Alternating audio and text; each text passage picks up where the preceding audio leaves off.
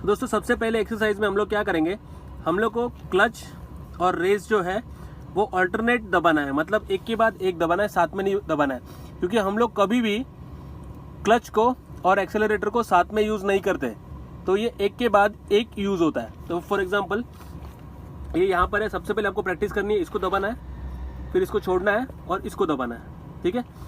Race को दबाना है, फिर क्लच, फिर छोड़ना है, फिर रेस, फिर क्लच, फिर रेस, फिर क्लच, फिर रेस। तो इसकी एक बार प्रैक्टिस कर लेना। जब भी हम लोग क्लच दबाते हैं दोस्तों, उसके बाद में हम लोग गियर डालते हैं। अभी ये गाड़ी न्यूट्रल में है ना, तो मतलब अभी कोई गियर नहीं डाला है, तो गाड़ी आगे मूव नहीं हो सकती।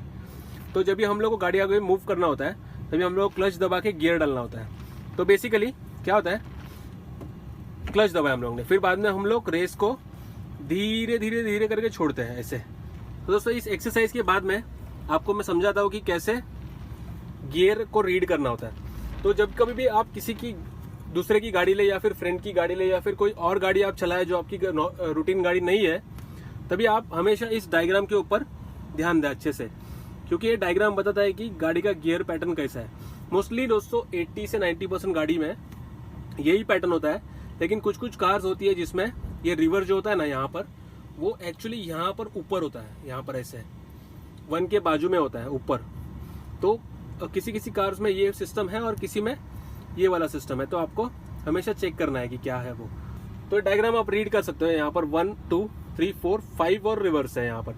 और आप ये बीच में लाइन देख रहे हो ना, वो है न्यूट्रल का लाइन, मतलब गाड़ी यहाँ पे न्यूट्रल में है, कोई गियर में नहीं है, तो गाड़ी आगे मूव हो नहीं सकती इसकी वजह से। दोस्तों इस गियर में ऐसा सिस्टम है कि यहाँ पर एक्चुअली स्प्रिंग है। अब देखिए कि अभी मैं यहाँ पे लेफ्ट में लेके गया और मैंने छोड़ दिया, तो वापस ये बीच में एक जगह पे आके रुक गया। हाँ, अभी इस तरफ लेके गया और मैंने छोड़ा इसको, तो वापस ये बीच में आके रुक गया। इसका मतलब क्या दोस्तों, इसके अंदर एक स्प्रिंग का डिजाइन है जो आपके गियर को हमेशा ये बीच के पॉइंट पे लाके छोड़ता है यहाँ पर। तो अभी करंट पोजीशन ये है, जब मैंने ऐसे किया था तो करंट पोजीशन अभी ये हो गई, और जब मैंने इसको इस तरफ किया तो अभी पोजीशन ये हो गई यहाँ पर। समझ में आया?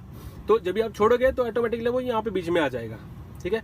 और ये जो मेथड है दोस्तों, वो एकदम बहुत ही इंपॉर्टेंट मेथड है, क्योंकि इससे हम लोग बिना देखे गियर को चेंज कर सकते हैं, हम लोग इस गियर का अंदाज लगा सकते हैं, इसलिए ये सिस्टम यहाँ पर दिया गया है।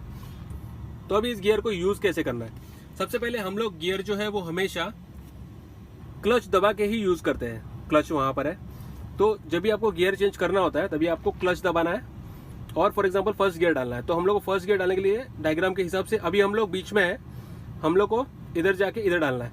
तो गियर को चेंज करने का भी एक मेथड है, मतलब एक तरीका है। आप ऐसे वो आदत मत लगाना उसको गियर को चेंज करने का। एक्चुअली ये जो आपका पाम है उसका बरोबर से इस्तेमाल करके आपको गियर चेंज करना है। फॉर एग्जांपल ये आपको ऐसे रखना है और फिर ऐसे पुश करना है ऊपर, और फिर ऊपर ऐसे करना है, ठीक है। तो ये हो गया फर्स्ट गियर। अभी आपको सेकेंड गियर डालना है, तो क्लच दबाना और यहाँ से नीचे आया ऐसे, और अभी ये यहाँ इस पोजीशन पर है, इस पोजीशन पर अभी यहाँ से नीचे है, ठीक है। ये हो गया सेकेंड। तो ये आपको फास्टली एक्चुअली करना होता है। क्लच दबाया, सेकेंड गियर छोड़ दिया, अभी वापस क्लच दबाया, फर्स्ट गियर, ठीक है। ये आपको देख के करना है फर्स्ट टाइम। जब भी आपको इसका अंदाजा जाएगा उसके बाद में आप बिना देखे भी कर सकते हो, और भी मैं बताऊंगा कैसे करना है। फर्स्ट से सेकंड तो आप सीख गए, अभी आपको सेकंड से थर्ड जाना है। तो अभी डायग्राम के हिसाब से दोस्तों आप देख सकते हो कि 2 यहाँ पर है, ऊपर जाके थोड़ा सा ऐसे जाके हम लोग को ऐसे डालना है। लेकिन दोस्तों ये जो कार के मैन्युफैक्चरर्स है वो बहुत स्मार्ट है दोस्तों। सेकेंड से थर्ड गियर जो है ना, वो बहुत ही कॉमन गियर है, सबसे मोस्ट यूज्ड गियर जो है वो थर्ड से सेकेंड और सेकेंड से थर्ड है। तो इसकी वजह से जो कार मैन्युफैक्चरर्स है उन्होंने एक बहुत ही बेहतरीन आइडिया निकाला है, मतलब लोगों का जो ड्राइवर्स का जो है वो काम आसान हो गया उसकी वजह से। तो अभी आपको लगता होगा कि हम लोग को ऐसे जाके ऐसे गियर डालना है ना थर्ड, लेकिन एक्चुअली ऐसा नहीं है। आपको सिर्फ है ना, सिर्फ एक स्लांट में ऐसे पुश करना है। मतलब क्या करना है मैं बताता हूँ आपको। अगर फर्स्ट डालना है तो आप सीधे जाओगे, राइट, ऐसे किया आपने गियर पुश, लेकिन आपको थर्ड डालना है तो आपको क्या करना है, सिर्फ उसको ऐसे पुश करना है इस तरफ से। अगर आप इस तरफ पुश करोगे तो फर्स्ट गिरेगा, इस तरफ पुश करोगे तो वो थर्ड गियर गिरेगा। तो अभी देखिए ऐसे किया मैंने, ये हो गया थर्ड गियर। अभी थर्ड से फोर्थ आना हो तो सिंपल ऐसे पकड़ के ये हो गया 4th गियर। लेकिन अभी आपको 4th से 5th जाना है तो ये सिस्टम अवेलेबल नहीं है, क्योंकि 4th से 5th गियर जो है, 5th गियर दोस्तों बहुत लोग रेयरली डालते हैं, मतलब सबसे कम यूज होने वाला गियर जो है वो 1st और 5th गियर है। तो गाड़ी बेसिकली दोस्तों 2nd, 3rd और 4th पे लोग ज़्यादा चलाते हैं। तो 5th गियर के लिए ये सिस्टम अवेलेबल नहीं है। तो 5th गियर में आपको एक्चुअली अगर डालना होगा 4th से तो ऐसे जाके फिर ऐसे जाके फिर ऐसे डालना है। अभी ये हो गया 5th गियर। तो अब देखिए कितना मेहनत लगता है इसको। स्लांट ऐसे पुश किया तो क्या होता है, ये एक्चुअली 3rd में जाके गिरेगा वो ऐसा। देखिए 3rd गिर गया अभी, ठीक है, अभी मुझे पता है क्योंकि ये देखिए 4th और ये 5th। तो दोस्तों अभी हम लोग को इसका एक्सरसाइज करना है। तो सबसे पहले हम लोग क्लच को छोड़ा हुआ है मैंने, क्लच दबाना है इसको इस तरफ ऐसे, और 1st गियर क्लच छोड़ना है, वापस क्लच दबाना है, 2nd गियर वापस छोड़ना है, वापस क्लच दबाना है, 3rd गियर वापस क्लच छोड़ना है, वापस क्लच दबाना है, 4th गियर क्लच छोड़ना है, वापस क्लच दबाओ, 4th 5th छोड़ दो, वापस दबाओ, न्यूट्रल कर देना, वापस ये बीच में आ गया, छोड़ना, वापस दबाना और एक्सट्रीम राइट जाके रिवर्स। ठीक है, ये गिरा नहीं है, ये 4th हो गया रिवर्स गियर।